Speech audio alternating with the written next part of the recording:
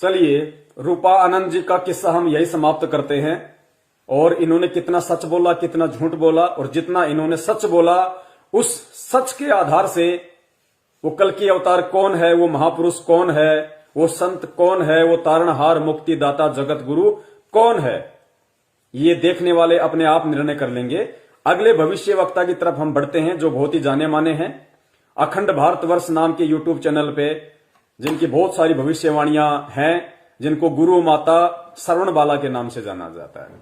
तो माता जी क्या अपने भविष्यवाणियों में कह रही है, क्या जिक्र कर रही हैं, आप जी भी थोड़ा ध्यान से सुनिए। और फिर माता जी की भविष्यवाणियों के आधार से परमपिता परमेश्वर सतगुरु रामपाल जी महाराज जी के द्वारा बख्शिश बुद्धि से, तत्व ज्ञान आधार से साथ साथ विश्लेषण भी करते रहेंगे।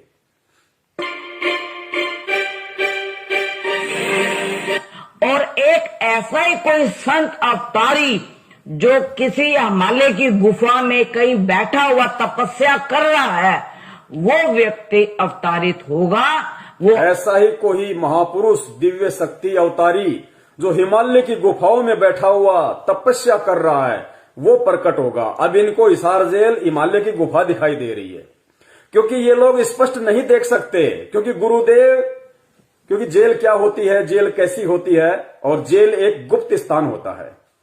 तो ये भविष्य वक्ता स्पष्ट नहीं देख सकते। दास ने पहले भी कहा था, ये केवल आइडिया लगाते हैं, भविष्यवाणियों के अकॉर्डिंग आइडिया लगाते हैं, क्योंकि इन्होंने साधु संतों की परिभाषा ही कुछ अलग समझ रखी है।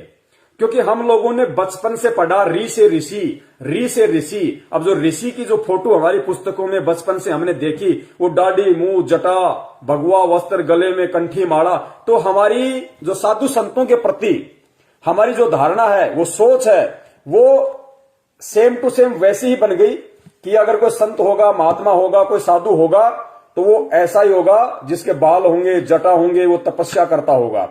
तो उस आधार से ये इनकी अपनी सोच है कि वो हिमालय की गुफा में बैठ के तपस्या कर रहा होगा, जो अब प्रकट होगा। लेकिन ये तो आप और हमें पता है कि हिमालय की गुफा हिसार जेल नंबर 2 है, जिसको ये हिमालय की गुफा कह रही है। सुनिए।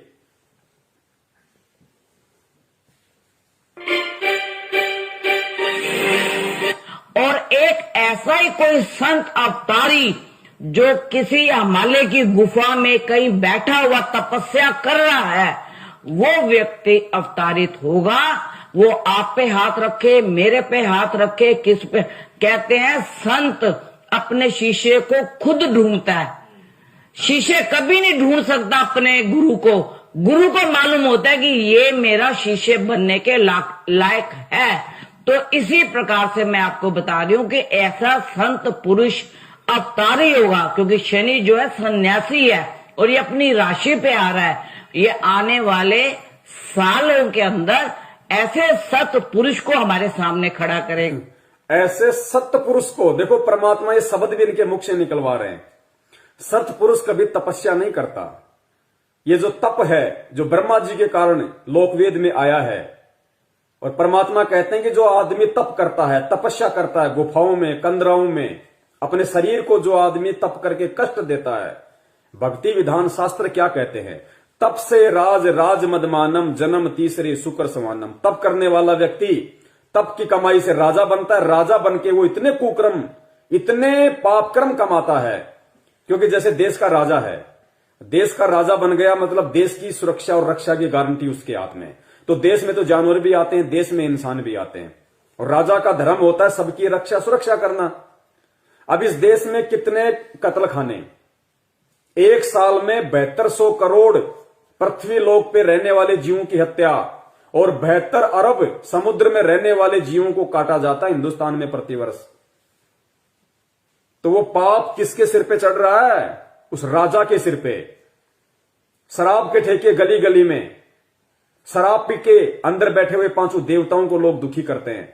शराब पी के फिर पत्नी की पिटाई करता है, लोगों की हत्या कर देता है। वो पाप कर्म किसके सिर पे? कहीं कोई दंगा, कहीं कोई मारकाट, सीमाओं पे मारकाट, मरना, देश का राजा कौन है? उसके सिर पे रखे जाएंगे। तो कहते हैं तब से राज मदमानम, राजा पद प्राप्त करके फिर मद में मस्त हो जाता है, अच्छे बुरे का वो निर्णय नहीं कर पाता। और जन्म तीसरे शुक्र समानम, फिर राजा का तीसरा जन्म गधे और सुअर का होता है।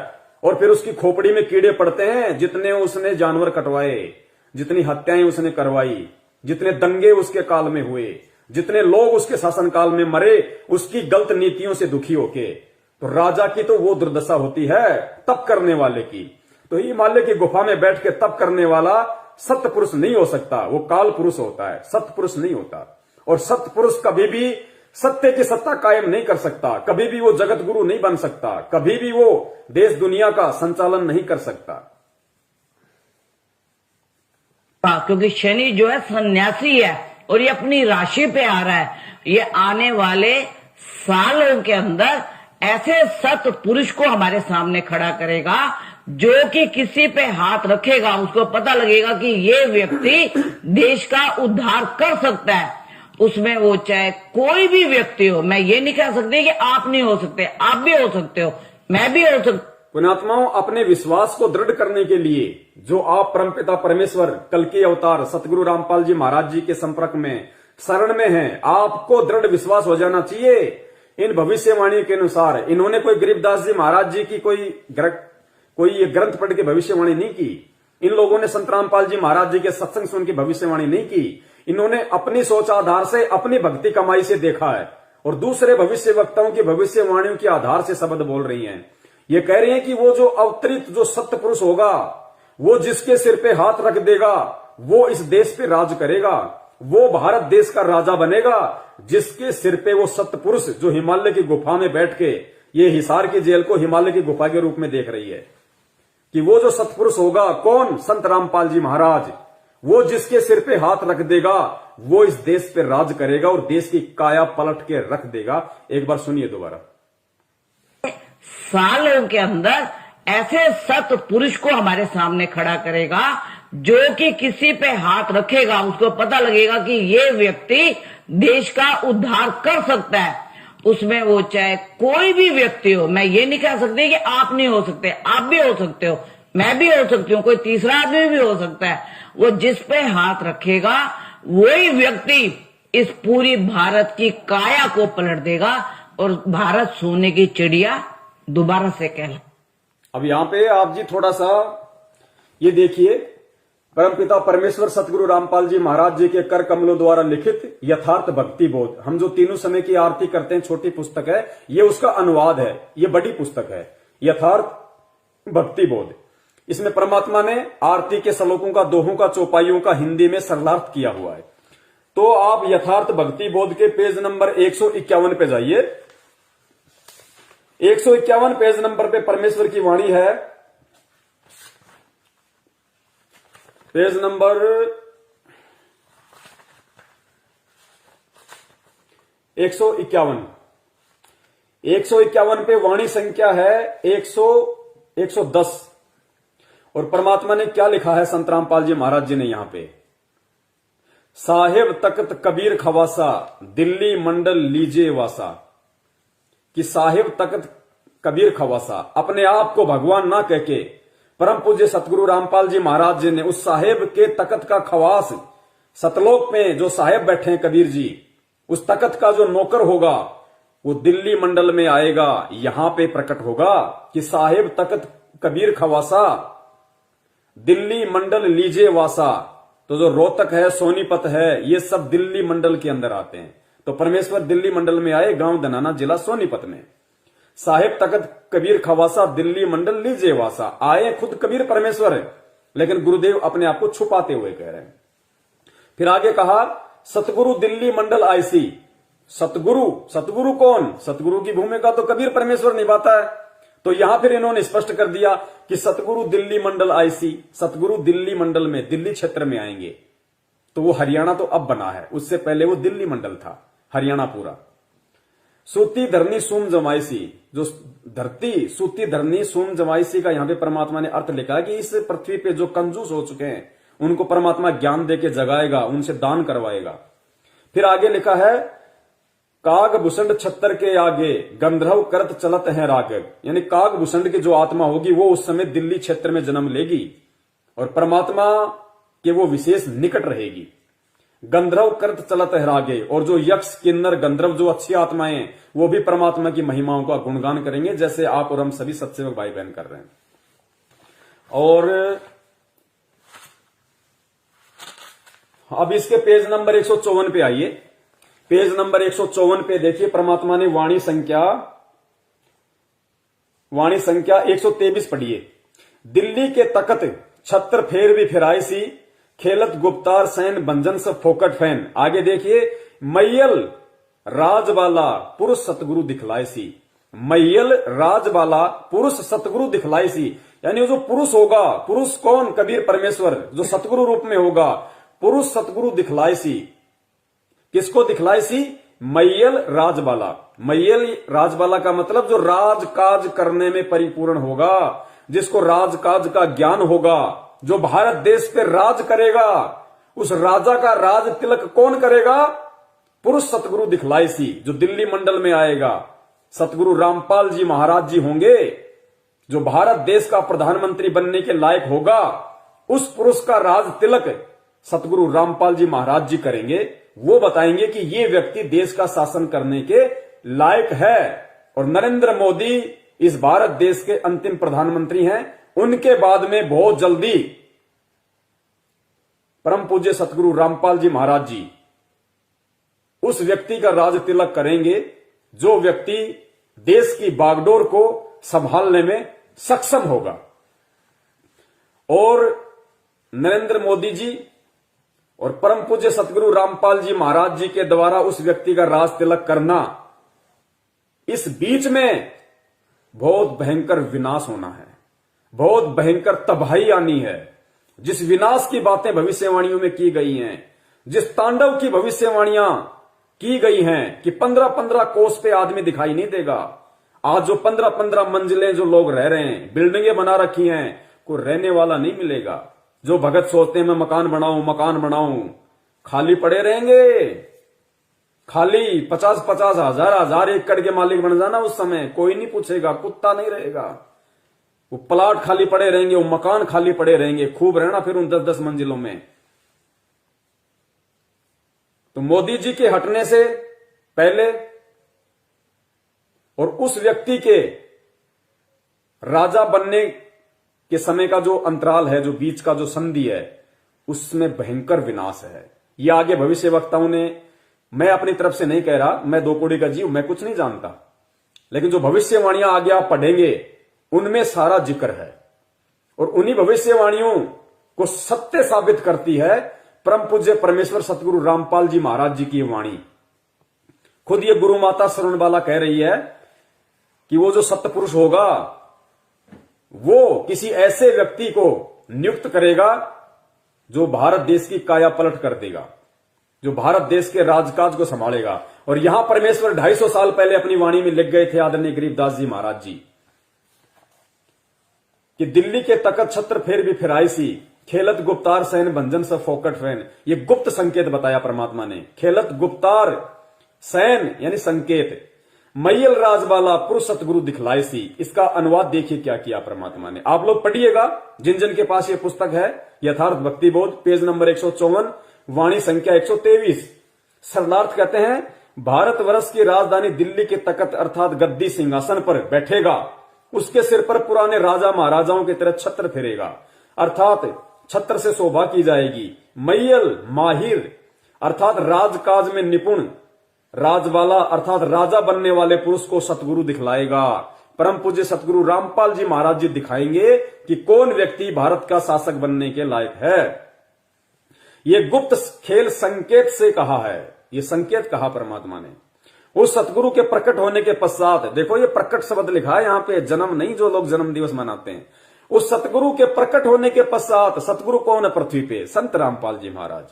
सब फोकट अर्थात व्यर्थ फैन आदि महिमा किसी अन्य की बताई वह भंजन यानी समाप्त हो जाएगी। जो लोग कह रहे हैं कि नरेंद्र मोदी देश को विश्व गुरु बनाएगा, जगत गुरु बनाएगा, गुरुजी कह रहे हैं महिमा किसी और की, ये सब फोकट की बातें सब धरी की धरी रह जाएंगी जब वो सतगुरु प्रकट होगा। आगे चलते हैं भविष्यवाणी पे।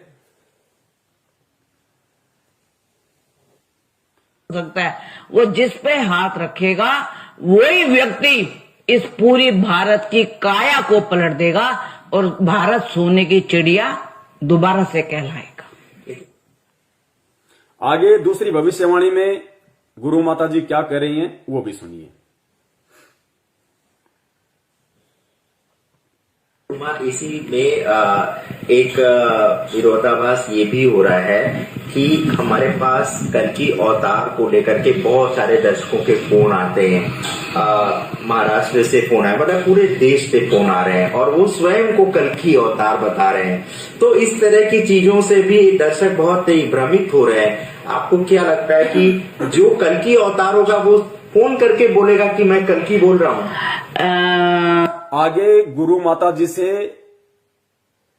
एक व्यक्ति सवाल कर रहा है कि हमारे पास में जब हम YouTube चैनलों पे आप लोगों की भविष्यवाणियां डालते हैं तो हमारे पास में पूरे देश भर से फोन आते हैं और वो लोग पूछते हैं कि भाई कल्कि अवतार कौन होगा।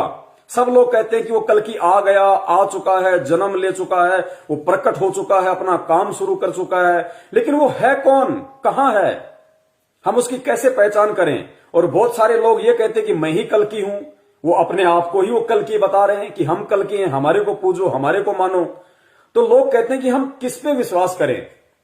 तो राजमाता जो गुरु माता जो है ये शरणवाला, ये क्या जवाब दे रही हैं अपनी भविष्यवाणी के आधार पे। ये कह रही हैं कि कोई भी व्यक्ति ये नहीं कहेगा कि मैं कल्कि हूं, यानी जो कल्कि होगा, जो सुप्रीम आएगा इस समय, जो दुनिया का तारणहार होगा, जो मुक्तिदाता होगा,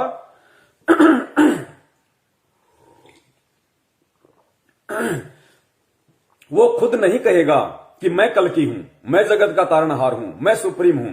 तो फिर कौन कहेगा? तो गुरु माता कह रही हैं कि उसके जो समर्थक होंगे, उसके जो फॉलोवर्स होंगे, वो उनको कल्कि साबित करेंगे, वो उनको सुप्रीम साबित करेंगे। वो खुद नहीं कहेंगे कि मैं कल्कि हूं, लेकिन उनके फॉलोवर्स, उनकी टीम, उनके अनुयायी वो ये साबित करेंगे, वो ये देश दुनिया को बताएंगे कि कल्कि कौन है, सुप्रीम कौन है। ध्यान से सुनिए एक बार।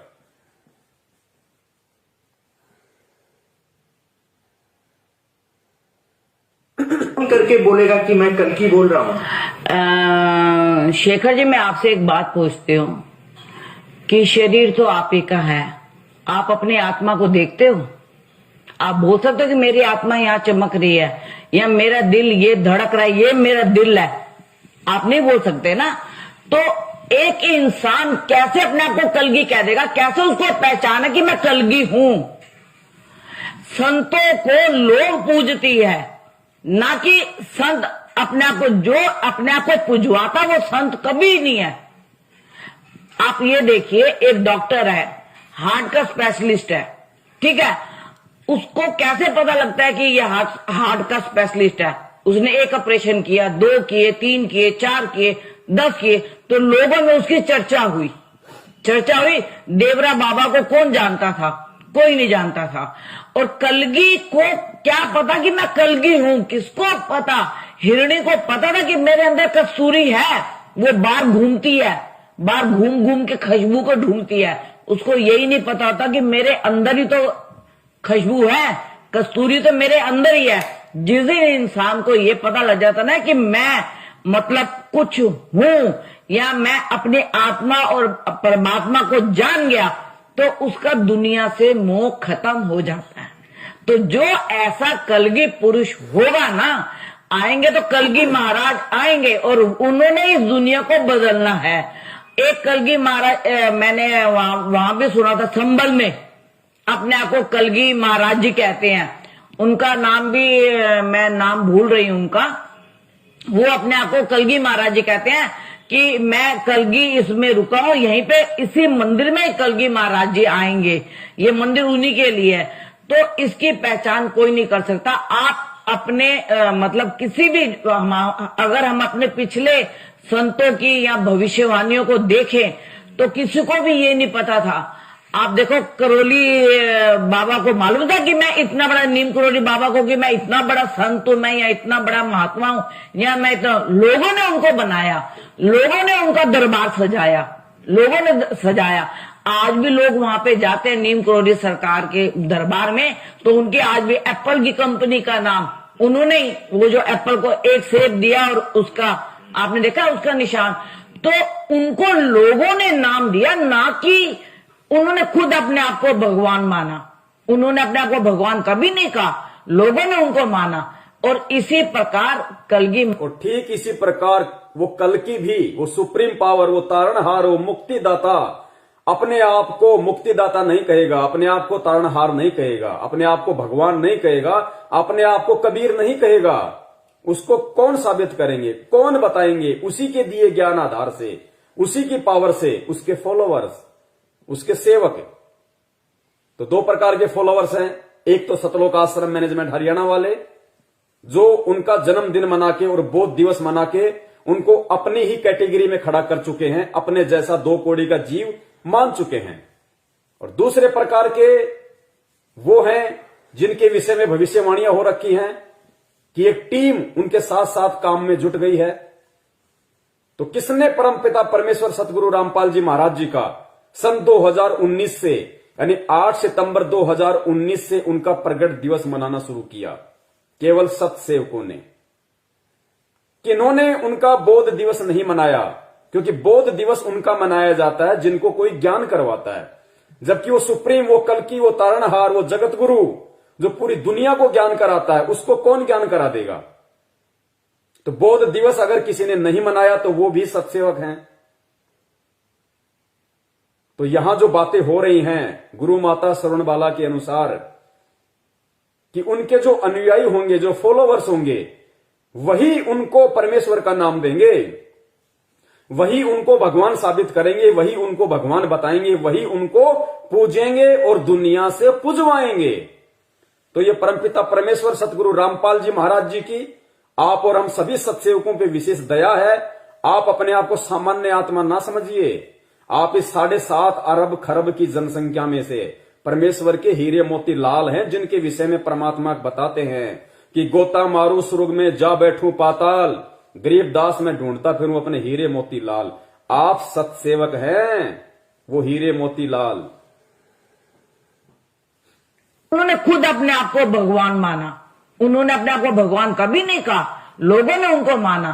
और इसी प्रकार कलगी महाराज जी भी आएंगे और वो ये नहीं बोलेंगे ना कलगी महाराज, उनको लोग बोलेंगे।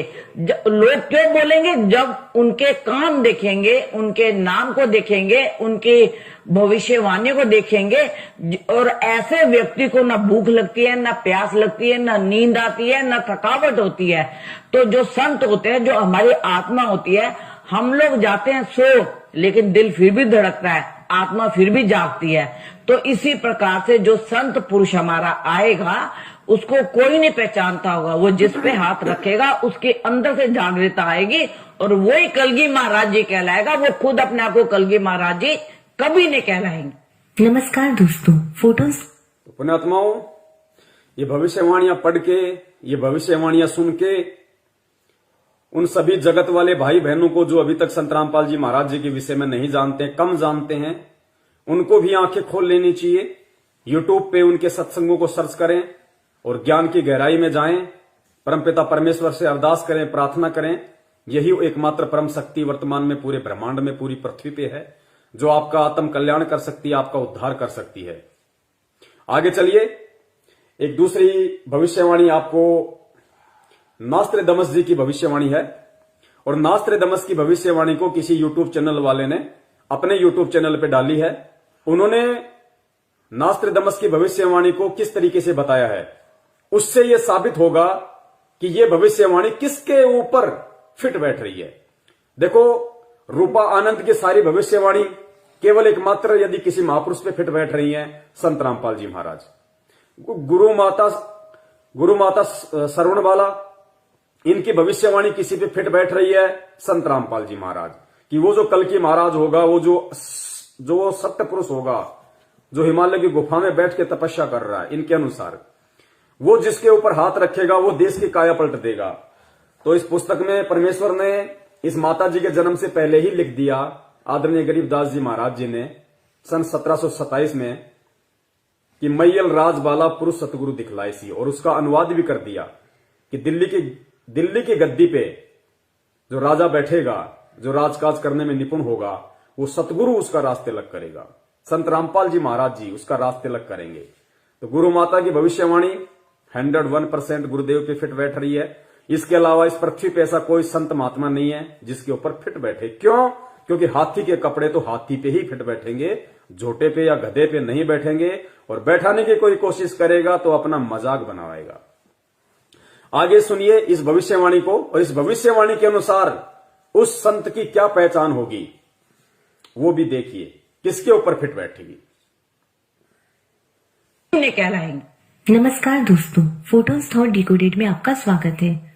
कल की अवतार श्रृंखला में ये तीसरा वीडियो है और आज के वीडियो में हम नास्तिदमस के द्वारा की गई उन भविष्यवाणियों की चर्चा करेंगे जिसमें कि उन्होंने कुछ ऐसे संकेत दिए हैं कि जब भी मुक्तिदाता या शायरन सैलिन का प्रादुर्भाव होगा उस समय किस तरह की परिस्थिति। ये बहन अपने वीडियो में नास्तिदमस की भविष्यवाणी का जिक्र करते हुए कह रही है कि उस संत की पहचान करने के लिए हमारे पास क्या आधार, हम कैसे पहचाने। तो नास्तिदमस ने उस संत की पहचान का तरीका बताया है कि जब उस संत का प्रादुर्भाव होगा, उस कल्कि अवतार का प्रादुर्भाव का मतलब है जब उसके बुरे समय का दौर शुरू होगा, जब उसका समय बुरा होगा, उस समय क्या परिस्थितियां बनेंगी। और वो संत उस प्रादुर्भाव के समय में, उन विपरीत परिस्थितियों के समय में कहां होगा, किस स्थिति में होगा, ताकि हम उसकी पहचान कर सके। ध्यान से सुनिए पुण्यात्माओं, इतना दृढ़ता और इतना विश्वास आप और हमारे को अपने पूज्य गुरुदेव जी पे हो जाना चाहिए। दुनिया में कोई दूसरा पुरुष है नहीं जो कि किसी की भी भविष्यवाणी उनके ऊपर फिट बैठ जाए, क्योंकि फिट उसी पे बैठेगी जो हाथी होगा।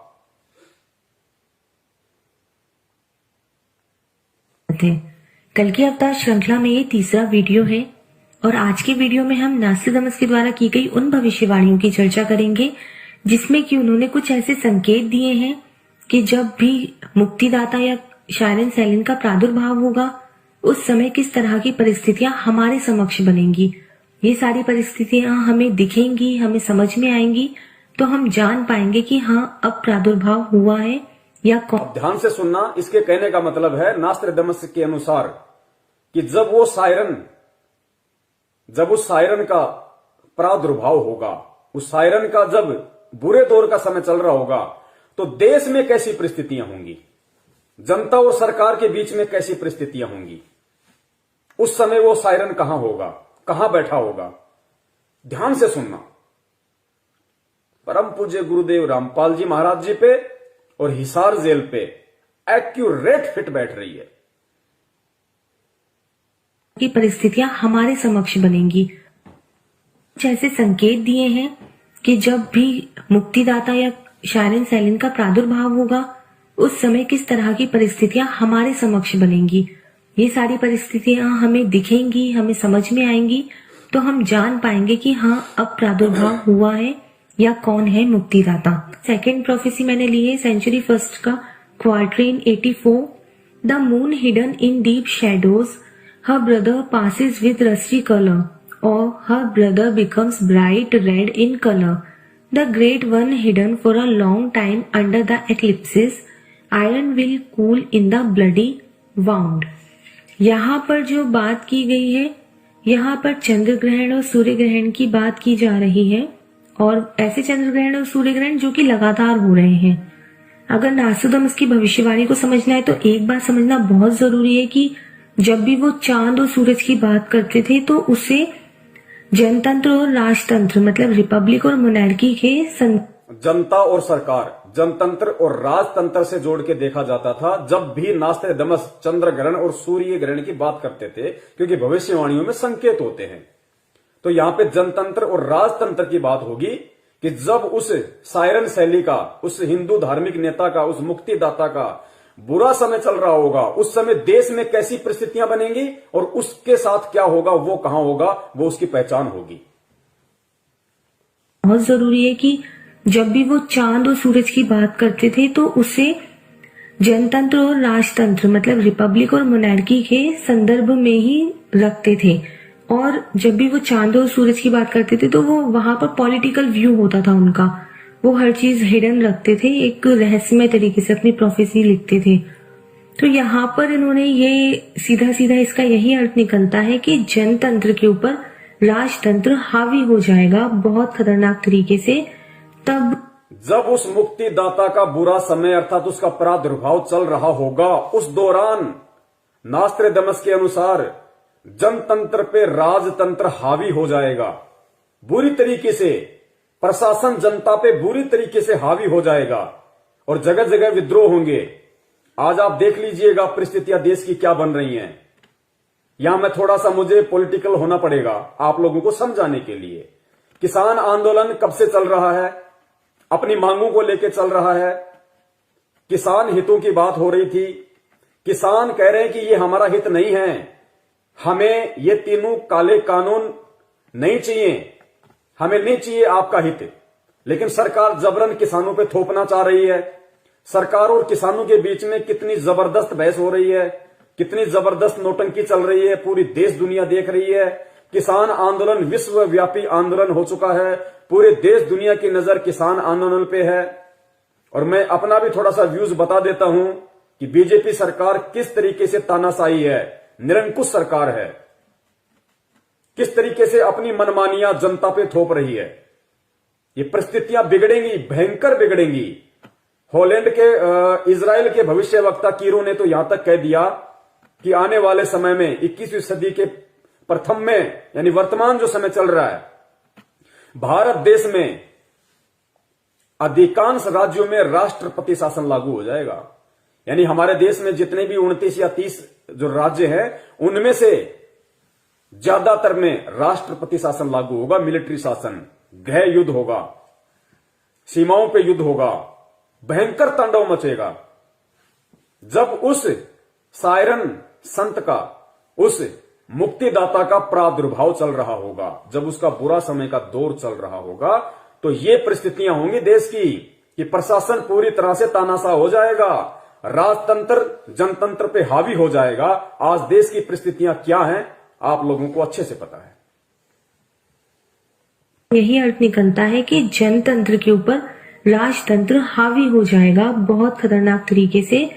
तब जो है मुक्तिदाता जो है वो छिपे रहेंगे कहीं एक जगह पर। तब वो मुक्तिदाता छिपे रहेंगे किसी एक जगह पे। कौन सी जगह है आप लोग अच्छे से समझ गए होंगे, हिसार जेल।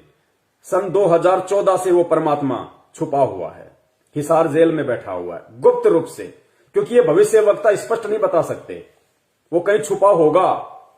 अगर गुरुजी खुले में होते तो सत्संग करते, लेकिन छुपने का मतलब है वो साइलेंट रहेगा, ना सत्संग करेगा, ना किसी से मिलेगा, साइलेंट रहेगा और जनतंत्र पे राजतंत्र हावी हो जाएगा।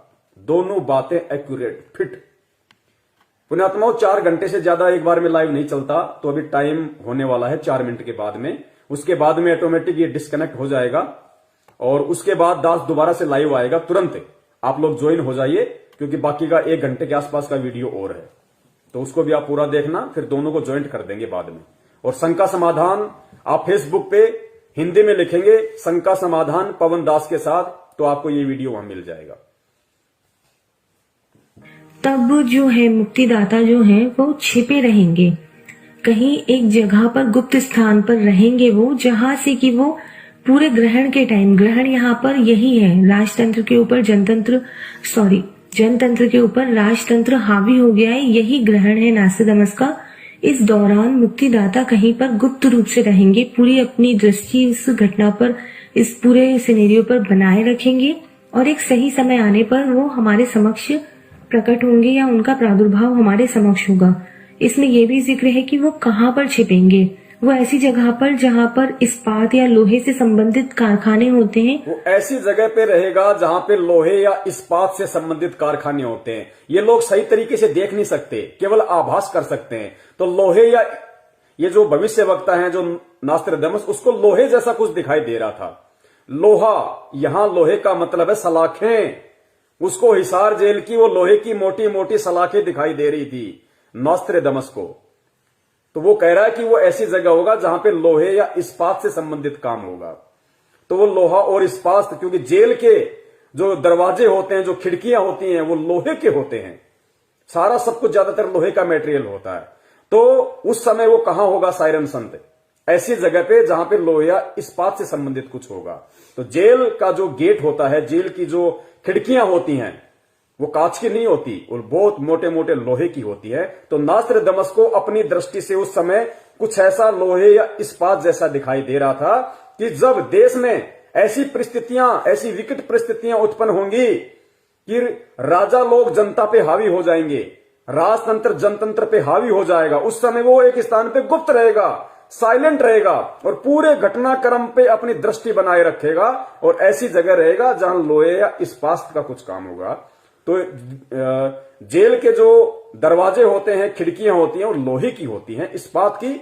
और जेल के चारों तरफ जो बाउंड्री होती है पूरी जेल पे, वो नुकीले कंटीले लोहा होता है, वायर होते हैं, कांटेदार वायर होते हैं पूरी जेल के ऊपर।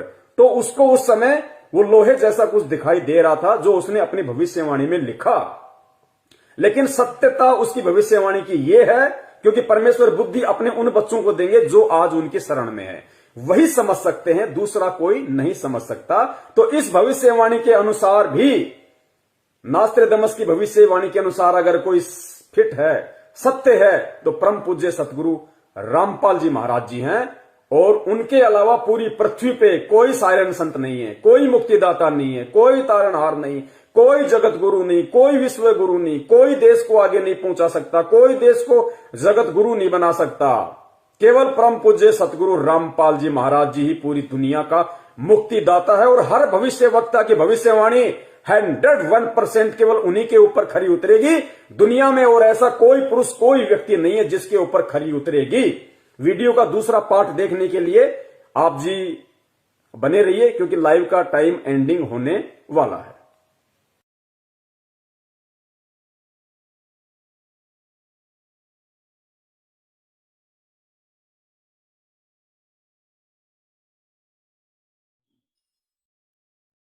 भाई सतगुरु तिलक अजप्पा माला युक्त जटा रखवावे। सतगुरु तिलक अजप्पा माला युक्त जटा रखवावे। जत को पीन सत का चोला भीतर बेख बनावे। जब कोई राम भगत गत पावे हो जी। जब कोई राम भगत गत पावे हो जी। भाई लोक लाज मर्याद जगत की तरण जो तोड़े बगावे। लोक लाज मर्याद जगत